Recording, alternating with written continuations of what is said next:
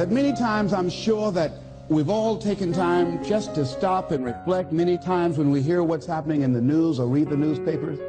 Where's all of this leading to? What's going on here?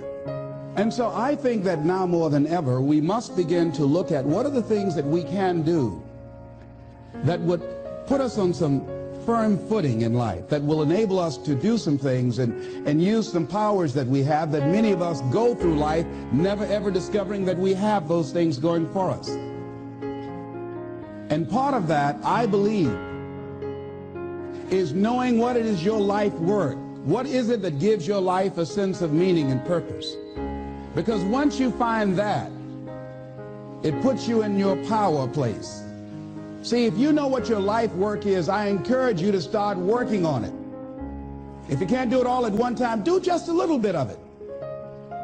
And if you don't know what it is that you showed up to do, if you don't know why you're here, I encourage you to find out what your purpose is here. What is the meaning of your life?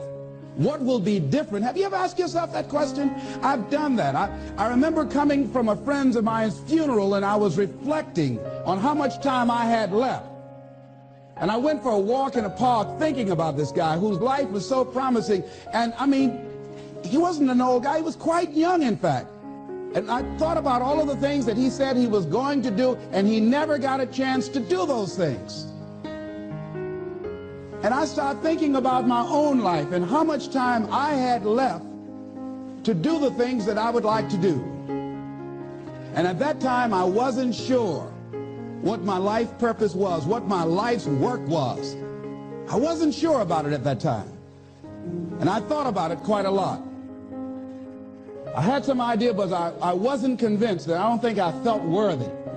I didn't believe that it could be me to do this kind of work that I'm doing right now.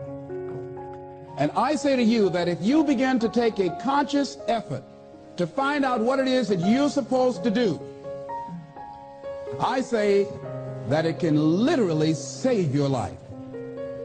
I said that it can literally save your life. 85% of the American public, according to recent studies, are going to jobs that they hate, working on jobs that do not challenge them. They get sick thinking about going. Because, see, when you go to a job and you already know how far you can go, you can already see that proverbial glass ceiling. See, when you're going someplace and you already know how much you're going to make, you already know how far you can go, you're in a dead-end position. It erodes your self-esteem. It lowers your sense of yourself. It creates an inner turmoil. It creates an emptiness in you. So I say that your life is worth finding what it is that you're supposed to do. And I'm not saying quit your job. I'm saying find it and do just a little bit of it. Just start working at it just a little bit, but do find out what your work is and hold on to it, and don't let your dream go. Don't let it go.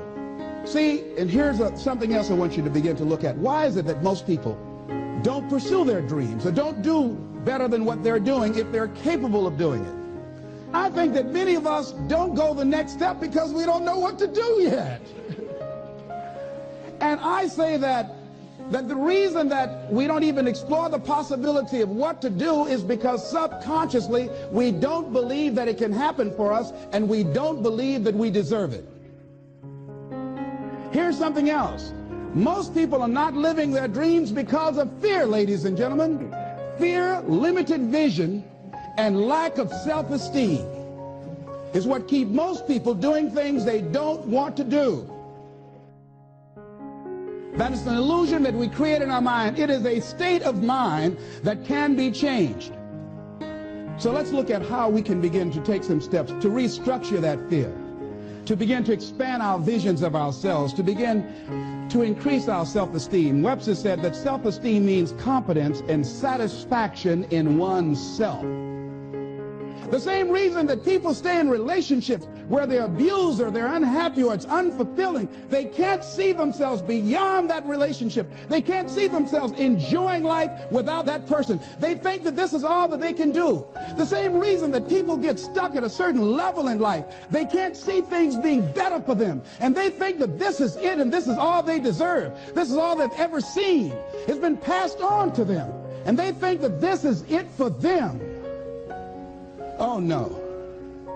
I was looking what Dr. Blanton, Smiley Blanton, who is a colleague of Dr. Norman Vincent Peale, what he said about fear. He said, fear is the most subtle and destructive of all human diseases. Ladies and gentlemen, fear kills dreams. Fear kills hope. Fear put people in the hospital. Fear can age you. Fear, ladies and gentlemen, can hold you back from doing something that you know within yourself that you're capable of doing, but it will paralyze you. And it seemed like you're in a hypnotic spell. And I ask you a question, what is the benefit? What's the benefit of allowing fear to hold you back? What's the benefit of giving up on yourself, of not stepping out on life and taking life on? What is the benefit for you? What's the plus in that? It's one of the things I had to ask myself. So I didn't want to make any mistakes. I wanted everybody to like me. I wanted to be perfect the first time I did something. It's not going to happen. You're going to make some mistakes. You're going to hurt some folks' feelings. You're going to create some enemies whenever you decide that you want to begin to take life on. You've got to ask yourself, how long am I going to allow this to hold me back? I like what Zig Ziglar says. He said, fear is false evidence appearing real. So here's what I'm suggesting. How much time do you spend working on you? How much time do you spend every day working on your dream?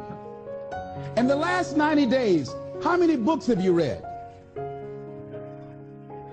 In the last year, what new skill or knowledge have you acquired? What kind of investment have you made in you? Look at your life right now. Whatever you've done up to this point in time, your life is working. Whatever you have produced, it came out of you as a result of the kind of person that you have become. It's a result of your choices. It's a result of your consciousness. Now you have to ask yourself, are you satisfied with what you have produced? Is this what you want? Would you like for things to be better than this? Do you believe that you deserve better than this? Or are you content? This is it. You don't have to do anything else. That you already resign yourself in life and say, well, I'm happy. I'm not starving like the people in Calcutta. So I'm saying that as you begin to look at where you want to go, if you want to make it today, and things are changing so fast you have to literally run to stand still, I'm saying that you've got to make some conscious effort to begin to work to develop you. Are you allowing yourself to get off the hook like that? Or do you believe somewhere in the back of your mind or in your heart that there's some other great work for you to do? There's something else that life has for you. And that's why you're here. How do we handle this fear factor? How do we increase our self-esteem? You have to begin to fortify yourself. How do we do that? I believe that you have to begin to consciously monitor your inner conversation and start talking to yourself. Start building yourself up. Sometimes the only good things you will hear about you are the things that you say to you. So I'm saying learn to be your own booster. Start building yourself up. Start encouraging yourself. Start saying, I can do this. I can make this happen. When I started thinking about becoming a speaker, I said, yes, I can do this. I can make this happen. When I start trying to convince myself I can be a businessman after flopping and failing and losing thousands of dollars and feeling stupid and dumb and having people take advantage of me because of what I didn't know. I had to talk to myself because people were saying to me that I was dumb. And somewhere in the back of my mind, I was saying, you're right. Look at what I've done. I had to say, no, Les. Hey, come on, man. Get yourself together. You can handle this. You just haven't figured it out yet. It's all right. This is your training period. This is the tuition you have to pay for what you don't know. You can do this. Other people have done it. It doesn't take an Einstein. Get you some people that can teach you some stuff that you don't know. Get you some people that have done it successfully and learn from them. Take some seminars, workshops, read some books on how to manage a business. Change the way you see yourself and begin to tend to the personal details. Understand that nobody's going to take care of your business better than you.